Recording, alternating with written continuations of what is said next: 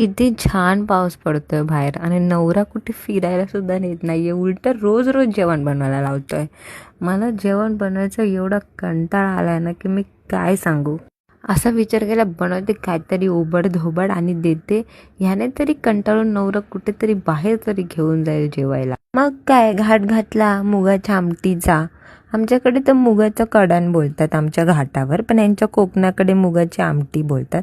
पण ठीक आहे म्हणा, मुगाची आमटी तर मुगाची आमटीच आहे. त्याचं मेन इन्ग्रेडियंट फक्त लसूण आणि मुगच आहे. कांदा आणि टोमॅटो टोटल ऑप्शनल आहे.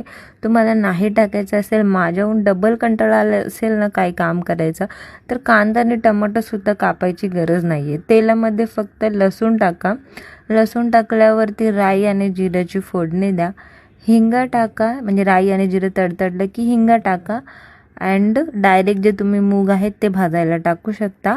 पण मी इथे कांदा आणि टोमॅटो कापल्याला ठीक आहे, चल थोडासा टेस्ट ॲड करूया, काय करू शकतो.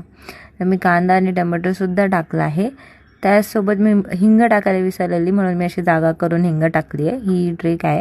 त्याला थोडंसं परतून घ्यायचं. त्याच्यानंतर लगेच त्याच्यामध्ये मूग टाकायचे. मूग मी फक्त धुवून घेतलेत, भिजवले वगैरे काहीच नाहीत, फक्त 2 ते 3 पाण्याने धुवून घेतले. त्याच्यानंतर तेल टाकायचं आणि चांगलं परतवायचे.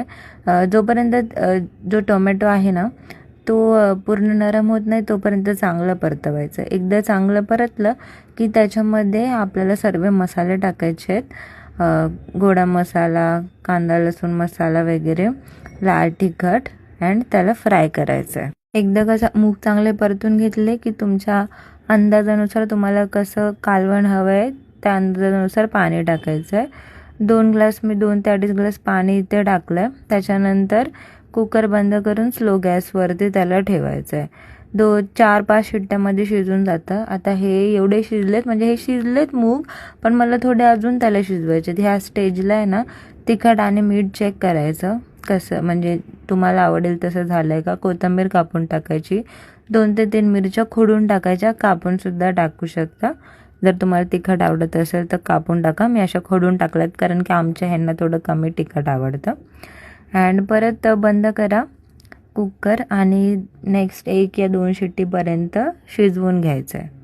जेव्हा परत 1 शिट्टीनंतर या 2 शिट्टीनंतर तुम्ही कुकर खोलणार तेव्हा अशी होते भाजी. जर गोडा मसाला नसेल किंवा काळा मसाला नसेल तर तो घ्या आणि टाका, कारण की तो हिरो इन्ग्रेडियंट आहे, त्याच्यामुळे खूप छान चव येते.